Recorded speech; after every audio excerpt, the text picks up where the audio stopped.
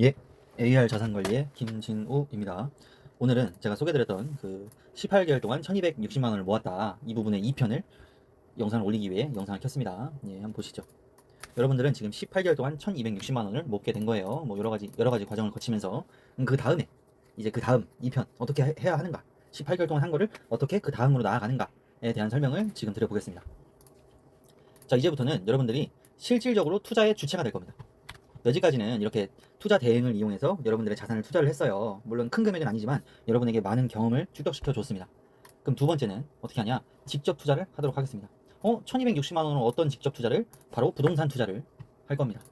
1260만 원으로 좀 애매하긴 하죠. 여러분들 설명드릴게요. 1260만 원에 요 정도 됐고 요 정도 먹고 했고 이때 대출 다 갚아 나간 거잖아요. 6개월부터 12개월 동안 대출을 갚았죠. 신용도에 아주 긍정적인 영향을 끼칩니다. 그럼 여러분의 신용도는 지금 1에서 2등급 왔다 갔다 할 거예요. 아무리 나빠도 3등급, 1, 2등급 왔다 갔다 합니다. 보통 그래요. 제가 영상 1탄에서 뭐라 그랬죠? 1, 2등급은 자기 연봉만큼 신용대출이 나옵니다. 연봉만큼 나와요. 그래도 안전빵이고 뭐 금리 좋고 따지고 다 따질게요. 연봉의 반만 받읍시다. 그죠? 연봉의 반만 받으시죠. 1년 6개월 일했으면 연봉도 올라갔을 텐데 그냥 한 3천 잡고 1,500 받는 걸로 하죠. 1,500만 원. 그럼 어떻게 돼요?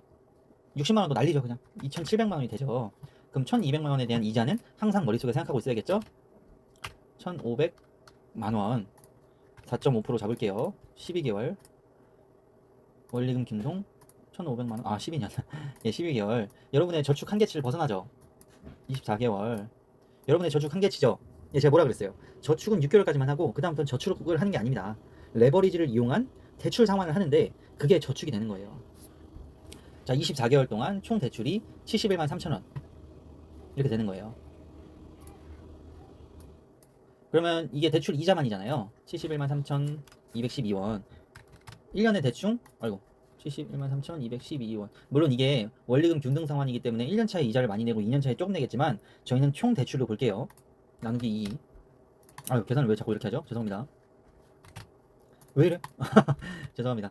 키보드 버튼 누르고 난리 났네. 나누기 2. 35만 6천 원. 36만 원 볼게요. 1년에 이자 36만 원 낸다. 이렇게 볼게요. 그러면 내 자산은 지금 총 내가 운용 가능한 금액은 2,700만 원에 이자는 이자 36만 원. 1년으로 기준 잡겠습니다. 36만 원 있는 거예요. 이 정도로. 그럼 이제 부동산으로 갑니다. 2,600만 원을 딱 들고 이제 돌아다니는 거예요. 어떤 걸 할 거냐? 물론 부동산 경매도 있고 뭐 여러 가지 투자 수단이 있지만 저희는 일단 간단하게 저희 젊은 층들이 알 수 있는 젊은 층들이 원룸 살고 뭐 오피스텔 살고 여러 가지 살잖아요. 그런 걸 알 수 있는 원룸 매매도 괜찮아요. 오피스텔 매매도 괜찮고 오피스텔로 간단하게만 보는 겁니다. 저는 지금 지역을 수원으로 잡았는데 여러분이 자신 있는 지역을 여러분들이 알 거 아니에요. 어디에 원룸 수요가 많고 공실이 적은지 여러분들은 다 알아요. 여러분들이 사는 동네니까 젊은이들 많고 직장인들 많고 수원은 이쪽 동네가 그래요. 공실이 잘 없습니다. 이쪽 동네들이. 보시죠. 뭐 이런 거 하나 볼게요. 6,200만 원이래. 월세 35만 원 받고 있대. 보증금 500에. 그럼 6,200인데 보증금은 세입자가 나갈 때 돌려주는 거잖아요. 그죠? 그러면은 6,200 빼기 500을 해야겠죠. 왜냐면 매매할 때도 5,700만 원만 줍니다. 500은 보증금은 집주인한테 주는 건데 이제 집주인이 내가 될 거니까. 그죠? 매매금에서 빼는 거예요. 그럼 5,700이 되죠. 그럼 이 집은 5,700이면 내가 살 수 있는 거예요. 5,700에 사서 매달 월세 35만 원을 받는 겁니다. 예, 이렇게 하는 거예요. 또 다른 거 볼까요? 얘네들. 이건 뭐 정보가 없고 월세 안고 여러분들 거래하실 때는 월세를 안고 이미 월세에서 살고 있는 상태에서 매매를 하세요. 여러분들 처음 부동산 투자하시는 거잖아요. 뭐 큰 금액으로 무리하고 뭐 그런 거는 신경 쓰지 마시고 일단은 여러분들이 세 맞추고 부동산 알아보고 뭐 그런 거 힘듭니다. 월세 있는 걸로 하세요. 월세 이미 있는 거 되도록 6개월 이상 남은 거 그런 게 좋습니다. 오피스텔들은 왜 2,700밖에 없는데 이런 거 보냐고. 오피스텔들은 보통 대출이 70에서 80% 정도 나옵니다. 여러분 신용도도 좋고 현금도 가지고 있고 그리고 부동산이라는 담보가 잡혀 있는 거예요. 오피스텔은 그렇기 때문에 한 70% 볼게요. 2,700만 원 가지고 있죠. 나누기 3 곱하기 10은 9천만 원까지 여러분들이 매수를 할 수 있는 거예요. 9천만 원짜리까지 매수를 할 수 있습니다. 이 아파트들을, 오피스텔을.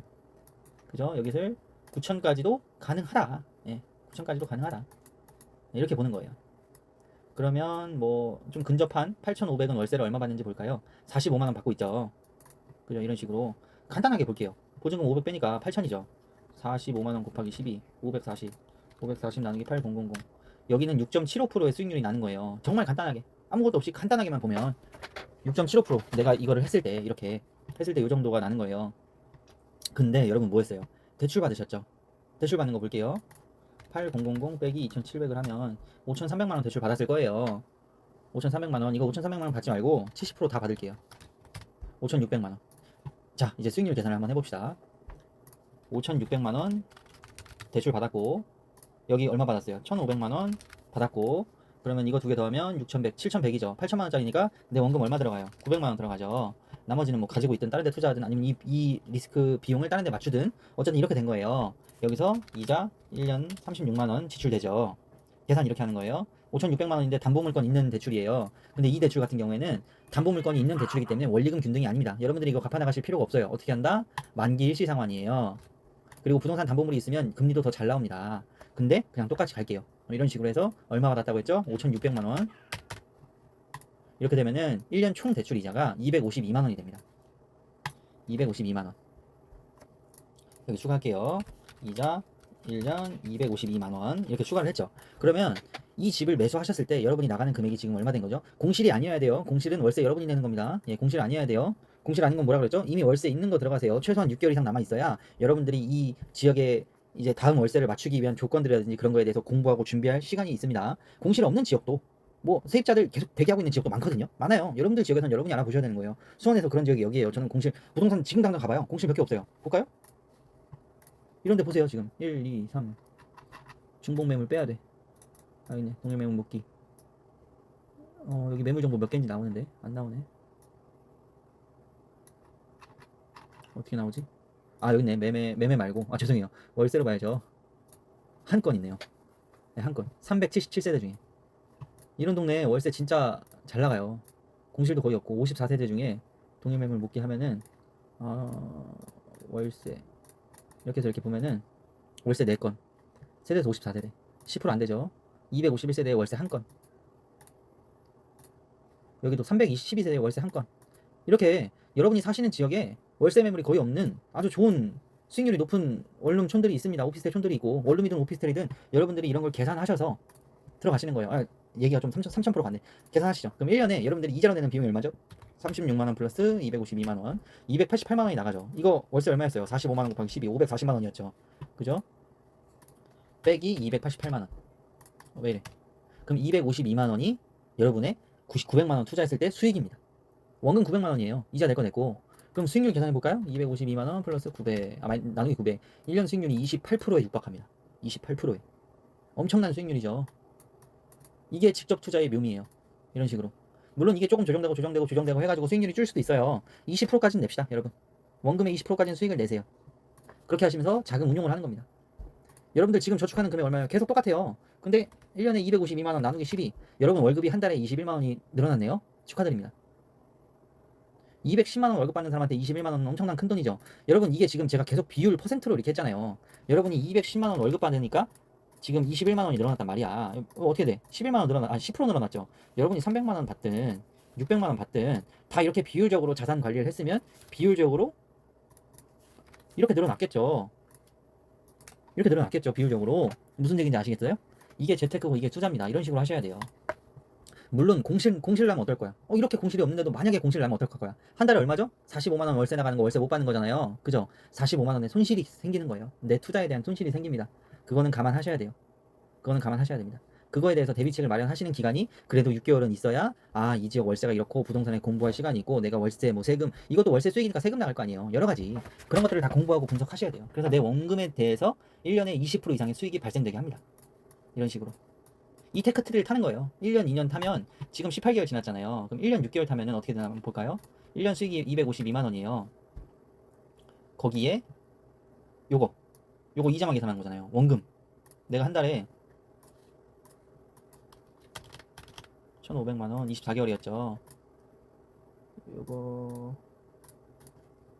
요거 내가 한 달에 5만원 정도 빼고 원금은 60만원씩 계속 저축하고 있던 거예요. 그죠? 그럼 저축도 60만원씩 했고 내 수익은 월에 20만원씩 발생이 되고 지금 거의 한 달에 80만원 넘게 저축을 하게 되는 거예요. 여러분들 월급에서 비중이 커졌죠. 3보다 이런 식으로 재테크를 하게 되는 겁니다.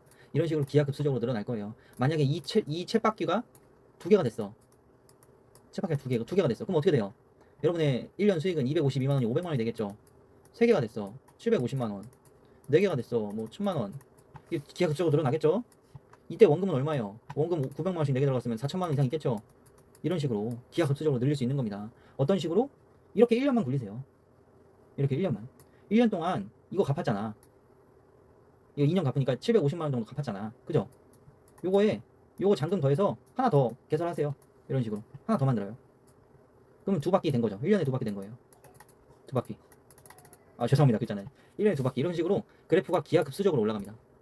18개월 동안 6개월 동안 저축했고 18개월 동안 뭐 투자를 했고, 예, 대행 투자 같은 거죠. 투자를 했고, 그리고 그 다음부터 1년 동안 직접 투자를 했고, 그 다음 1년을 직접 투자한 그 모은 자금과 내가 운용했던 저축 자금을 합쳐서 이제 그 쳇바퀴를 더 높게 만들어 나간 거예요.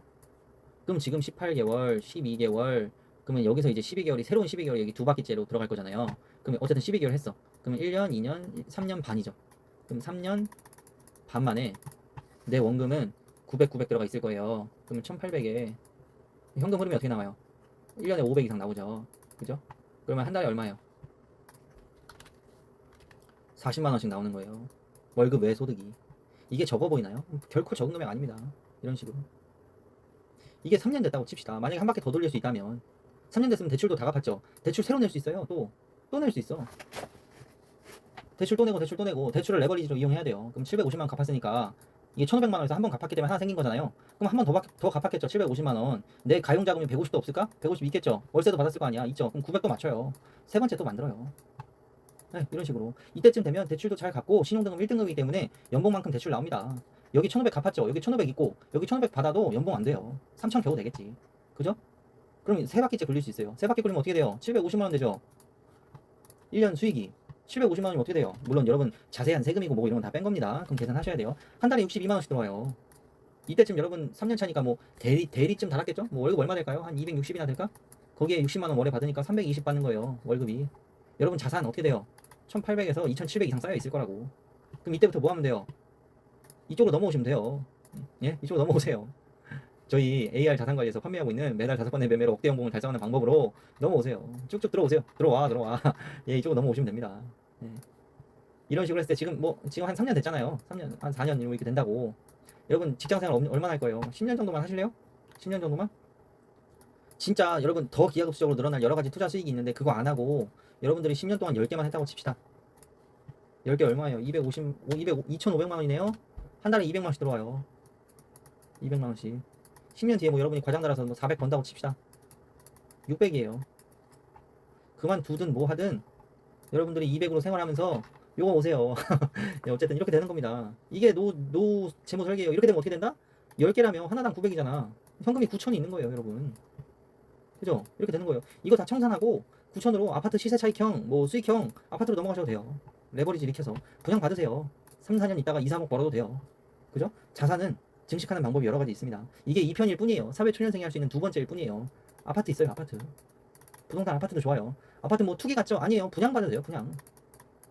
오피스텔 다 처분하고 무주택 만드세요. 청약은 계속 붙고 있고. 그럼 분양 받으세요. 분양 받으면 못해도 한 1억에서 5억은 오르지 않나? 지역마다 달라요. 1억 오르는 지역도 있고 5억 오르는 지역도 있고. 서울은 뭐 7, 8억 막 오르더만. 분양 받으세요.